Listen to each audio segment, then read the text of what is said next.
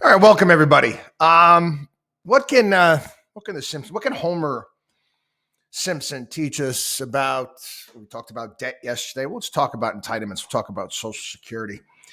I was reading several stories today that we'll go over. Paul Ryan coming out and being critical of both Trump and Biden when it just comes to complete utter lack of leadership when it comes to Social Security. And it's, again, they're not the only ones. It's Democrats, it's Republicans, elephants, donkeys. Again, they don't want to deal with reality. And I was reminded, I wrote it down, I had to look it back up, get it right. Thomas Sowell, one of, an economist I actually listened to, said, you want to help people, tell them the truth. You want to help yourself, tell them what they want to hear. And unfortunately, that's what we get too much of in politics today, which brings me to Homer. At one of my, there's certain episodes of The Simpsons that just timeless. It's like South Park as well. We bring The Simpsons and South Park into this program because they've had some episodes that are quite telling. There was one that came out. I want to talk about a star-studded episode. Steve Martin was playing a character in it. You had U2 was part of this episode. It was in 1998. The title of the episode, won an Emmy, was Trash of the Titans.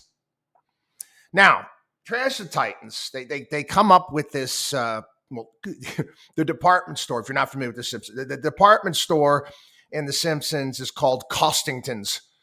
Well, the CEO of Costington was upset, the summer lull, he wasn't selling as much stuff, so they come up with this idea for Love Day. Got everybody on board, bought all this crap. And then when Love Day was over and the festivities were over, it would create a lot of garbage and a lot of waste that they threw out. So anyway, Homer's bringing the garbage out. He's got all this garbage from Love Day, and he's late. And the garbage men drive by. And he's screaming and he's nasty to the garbage man and all this stuff. So they stop picking up his garbage. And his lawn becomes a mess. His wife, Marge, is pleading. Homer, please, you got to go down. You got to apologize. Well, he refuses to do it. Marge writes a letter to the garbage commissioner at the time. What was his name here? I have it here. There was one that was played by... was played by Steve Martin there. Ray Patterson. That's right. Ray Patterson was a garbage commissioner. So Marge writes a letter to Ray Patterson and forges Homer's signature. And Homer finds out and he's none too happy. And he goes down to Ray Patterson's office and demands the letter back. And Ray Patterson tries to calm Homer down. And Homer's going to do something about it. And he runs for garbage commissioner. And he comes up with the slogan. This is classic politics. Comes up with the slogan. Can't somebody else do it? That's the slogan. He was sitting at the bar and hey, that's a great idea. Can't somebody else do it? So he runs against Patterson and he promises all of these things. And there's this song that they go into. It's a takeoff on the Candyman. Who could take your garbage out, all this stuff. There's scenes in there. Homer buys amphibious garbage trucks. The garbage men are wearing, fancy outfits with suede boots, all this stuff. And he bankrupts. He bankrupts the department in 1 month. In 1 month, mayor's none too happy. So what does Homer do? He's got to come up with a fix it. He decides to import garbage from all the major cities and shoves it underground into caves until it overflows over Springfield, their town, and in the end they've got to move the entire town 5 miles down the road. Anyway, again, promising things that you can't deliver on, making ridiculous promises, nonsense, and people will buy into it. And you've got both parties right now that are unwilling to talk about Social Security. They're unwilling to discuss it. Nope, can't touch it. Paul Ryan came out and he criticized both Trump and Biden, for just their lack of leadership. It's true, it's lack of leadership. Something needs to be done, and like clockwork, you can take a look at some of the response. Actually, I mentioned Mike Pence. He was on CNBC yesterday. He said as well too, we have to fix this. Something has to be done about it. He said, well, what did their Trump spokesman Stephen Chung said Ryan's ideas are politically perilous. They are. Doesn't make him wrong. Is it a tough road to travel? Is it going to be a difficult slog? Do you have to go out there and teach? Yes, you do. Yeah, it's politically perilous, but he's right. Just because something is politically perilous doesn't make it wrong. It is stunning. A loser like Paul Ryan is doubling down on cutting Medicare and Social Security for elderly Americans. Any candidate who backs cutting Medicare and Social Security is doomed. It's not about cutting. It's about solving the problem. And there's many ways you can do it, and you're going to have to do it through compromise. We've offered common sense solutions and things that can be brought forward here. Then you got the White House. Biden's spokesperson here, Andrew Bates. What do Donald Trump and Paul Ryan have in common? Both ran on Medicare cuts and tax giveaways for the rich, special interests, and they both lost to Joe Biden. He added that Pence and Ryan became the latest to double down on cutting the earned benefit programs that middle-class Americans pay into throughout their entire working lives. It's going away anyway, buddy, and you know this. And you know this, yet you continue to lie to people. I mean, at some point in time, don't you feel guilty about your lies? Something needs to be done. There was let me give you an example here. This is interesting. This is the Wall Street Journal today. Again, I was very much a proponent of utilizing private accounts for younger workers going back to the Bush administration. It was a step in the right direction. And in fact, like Mike Pence said yesterday, like we've said a million times here on the program, FDR wanted the same thing. FDR wanted the same thing. He knew it wouldn't last. He knew it was a Ponzi scheme and needed to change. Anyway, there are a few issues on which Sweden and the United States are not in perfect sync. Joe Biden said that in 2016. Well, you want one? Social Security. Biden refuses to consider any reforms, as do many Republicans. But that won't save the program. It'll doom it. In a little over a decade, the trust fund will be exhausted.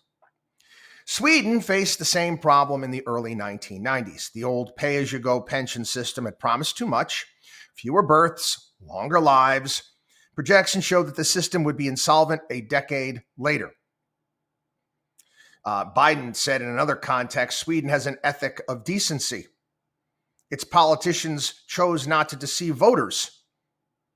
The center-left Social Democrats acknowledged that the system would not withstand the stresses that can be foreseen. 1994, Social Democrats in Sweden agreed with the four center-right parties to create an entirely new system based on the principle that pensions should correspond to what the beneficiary pays into the system, a system in which the contribution, not the benefits, is defined. The reforms were designed to make it possible to run a deficit and pass the cost to future generations. It made it impossible to do that. Crucially, the agreement introduced a balancing mechanism called the brake. When the economy is doing worse than expected, pension benefits are automatically reduced. When the economy picks up again, the brake is released. Sweden introduced partial privatization. Again, the left hates this here in this country. You gamble your money away in the stock market. Really? Anyway, the Swedish government withholds 2.3% of wages and puts it into an individual pension account. Workers are allowed to choose up to 5 different funds in which to invest this money. It can change anytime they want. Commentators claim partial privatization would mean that pensions could be lost. Oh my God! Oh, what about the Great Recession? What about this past year's bear market? Yeah. Again, it's not about timing the market. It's time in the market. No single year or couple of years is going to matter over the long run. We try to get that across all the time. The returns from a normal income pension's around 2% a year. Yay! 2%, lousy 2% a year. The average private account, Sweden, has made an average return of roughly 10% since 1995. Now, what's happened since 1995? Well, we had the dot-com crash, and again, that affected tech companies globally. We had, 9/11 here in this country, but obviously the effects on global markets and the war on terror. We had the Great Recession. They got hit by that as well. We had the pandemic. All these things. Guess what? 10% a year. It's not perfect. It doesn't satisfy everyone, but it has the obvious advantage that it actually works and is sustainable in the long run. Sweden's pension system was recently described as the world's best by insurance group Allianz, based on a combination of sustainability and adequacy. The Swedish far left and far right accepted the reform and have demanded and sometimes won higher payouts, but most of the system remains intact after almost 30 years. No doubt part of the explanation is that Swedish politicians prepared their citizens with an adult conversation about costs, benefits, and what was possible, rather than slogans like Homer's, "Can't somebody else do it?" Republicans are coming for your Social Security and Medicare. Paul Ryan pushing grandma off the cliff.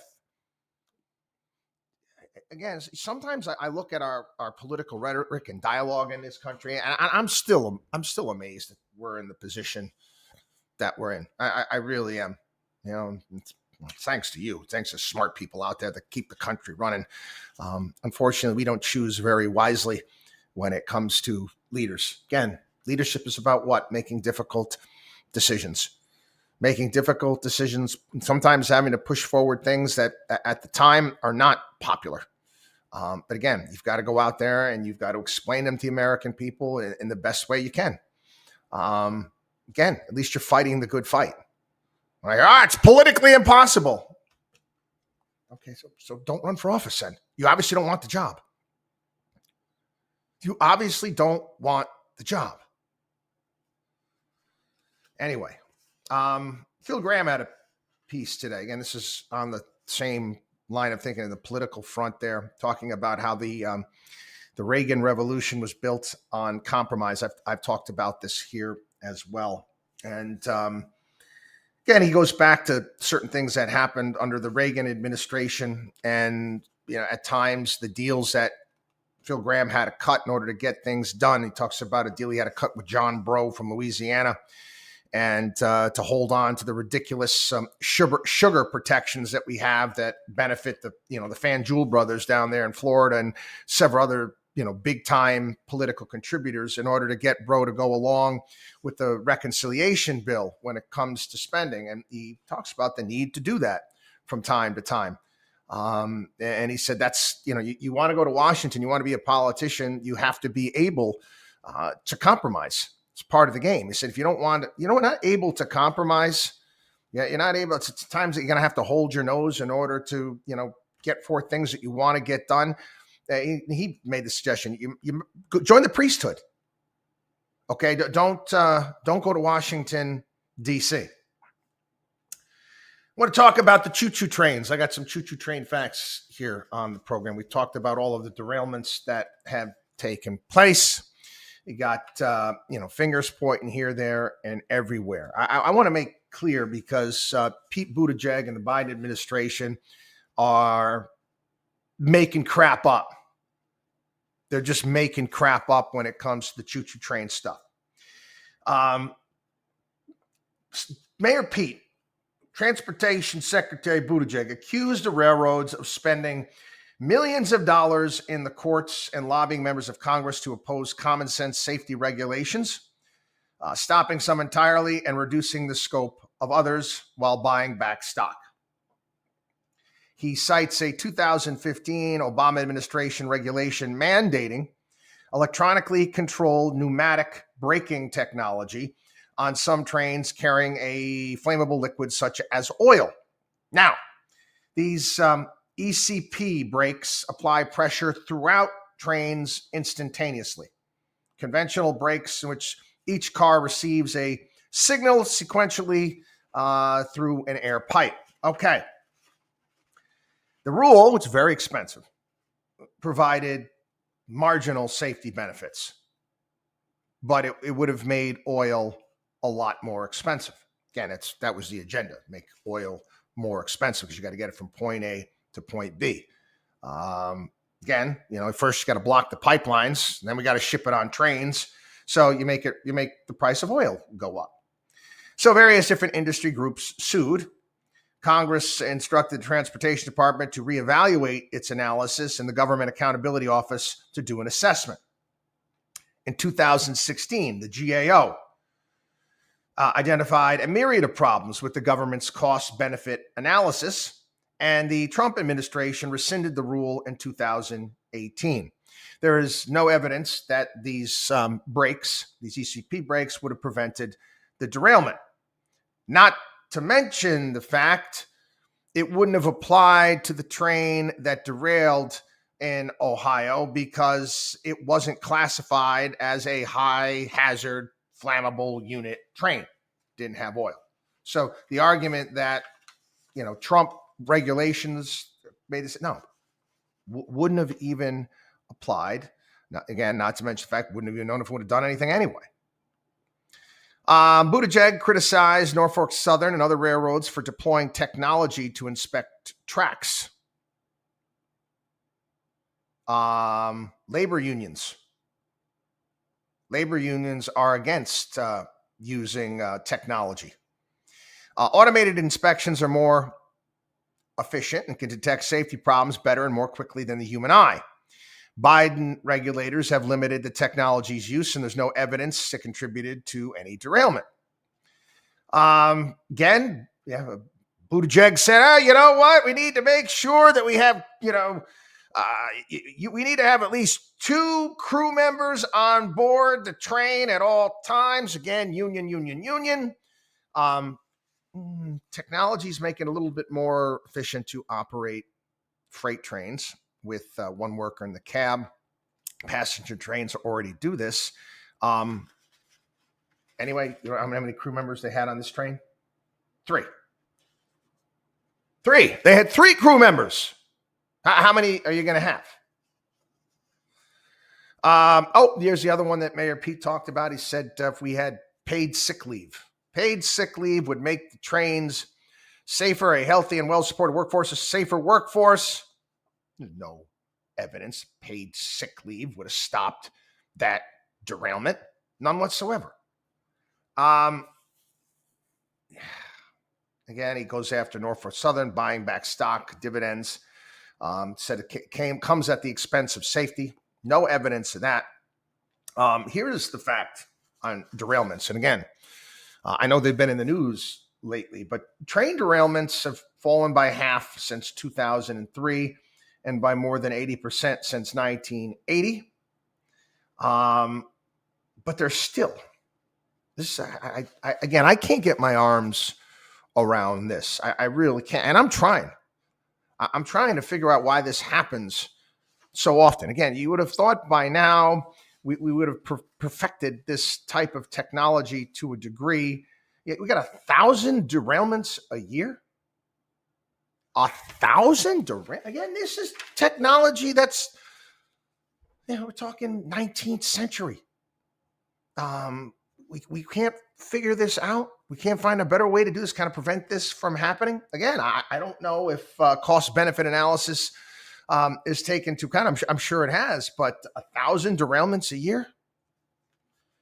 Anyway, let's talk about China, again, making news. in the news whether or not they are going to supply Russia. We talked about it this past week with weapons to use in Ukraine. And again, I'm hoping I'm right on this. Chinese, cooler heads are going to prevail, and China is going to be somewhat more practical.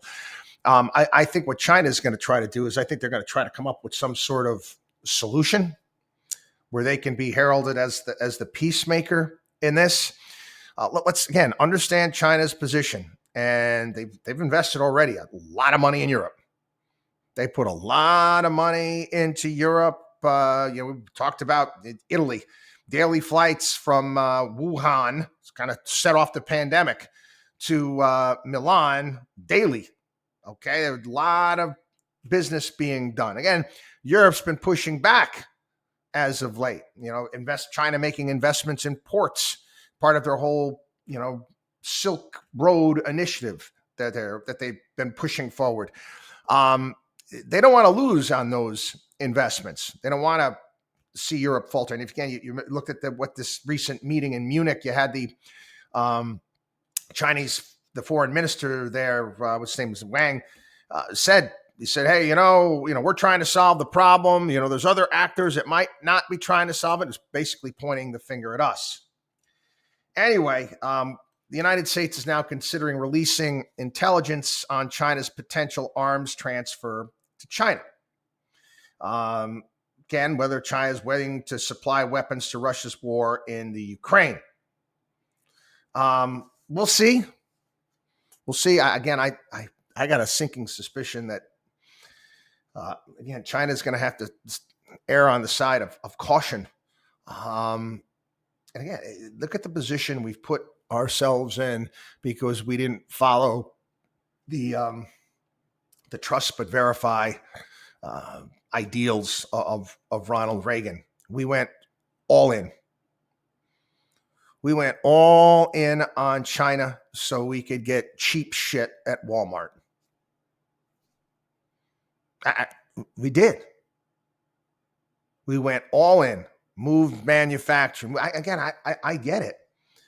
But to not fully comprehend that this country might be an adversary, or at least proceed with a hell of a lot more caution than we did, puts us in a difficult spot. I mean, try to get your arms around this. Let's just say, okay, don't worry about the Fed and also, no, let's just say China starts supplying lethal weapons. What does that mean for our supply chains now with China? Well, what can we do? Look at all of the items that we purchase on any given day that are manufactured there. There's been a divestment over the past couple of years and moving supply chains elsewhere, but they're still the factory of the world, are they not? Well, what are you going to do? Well, just pick a company. What would Pottery Barn do? Where would they get their furniture? How could they up and move their operations? How many people's lives will be affected by that? I mean, again, it's hard to get your arms around. It really is. And on the flip side, if we're forced to do that, what does that mean for China's economy and the amount of people that are going to be put out of work?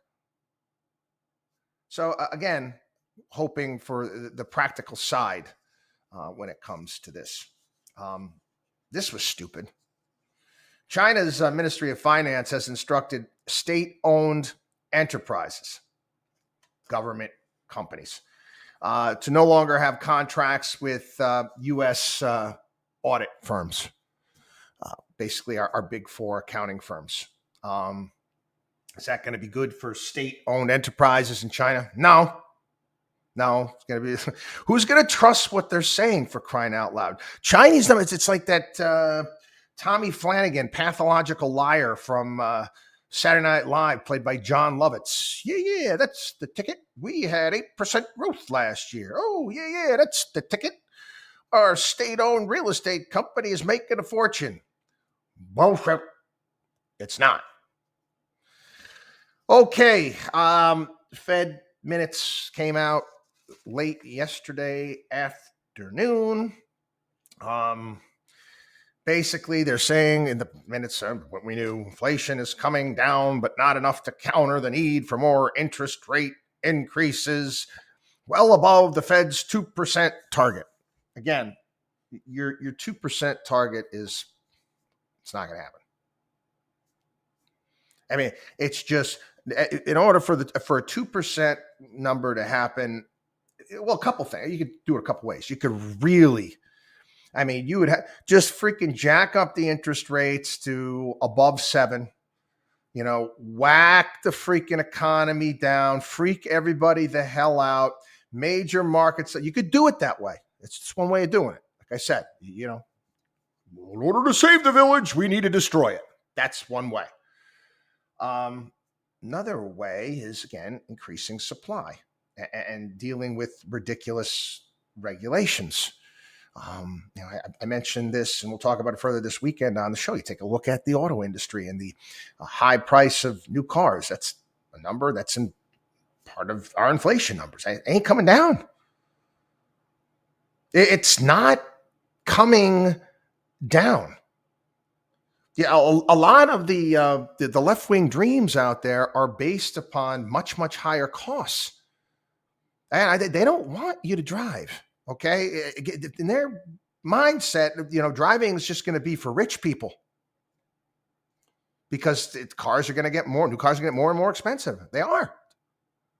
You take a look at what electric vehicles cost and what companies are going to do, and how they're going to become profitable. They're going to focus on higher price automobiles. We went over this yesterday. Again, I can also harken back to Stephen Chu, which was Obama's energy secretary. If you listen to what these people say, they'll tell you what they want. I mean, Stephen Chu wanted gasoline prices in the United States to be commensurate with Europe's, which, obviously was more than double, almost triple what we were paying at the time when he said it. Again, that's to enforce their agenda. That guy was a bloody energy secretary. The bloody energy secretary of the United States wanted our gasoline prices and our home heating prices, our electricity prices to skyrocket. What does that tell you? This is government. Fed can't fix that. And, we've talked about, people, go to the grocery store. This is how much. What the hell can the Fed do about that? Nothing. People are going to adjust where they're spending money. They're not going to buy as other discretionary items. We've seen that in the Walmart numbers because they're spending more money on food. People still, you have to eat. What the hell can the Fed do about the need for people to eat? Nothing. Okay, there's two sides to the frickin' equation. There's a demand side, and guess what? The demand side for food pretty much doesn't change. Again, I live in the United States of America, and we've got a massive obesity problem. People probably, like Tony Soprano suggested to Bobby Bacala, I strongly suggest salads. However, okay, people got to eat. So you might want to increase the supply. You might want to make it a little bit easier on farmers to go out there and feed us. Just saying. This weekend on the program, going to kind of give a bit of a preview. My terrestrial radio program, which we also podcast here as well. A couple stories. One talking about parents that are moving in with adult children at younger ages, and 1 in 6 retirees mulling a return to work. Again, things that we foretold here on the program. And again, we're going to give a different take on this. I happen to think that this is a good thing. Not for everybody, but in my opinion, it's a good thing, not a bad thing. Anyway, have a wonderful day, everybody. WatchDogOnWallStreet.com is our site. Become a part of the WatchDog on Wall Street family. We'll see you.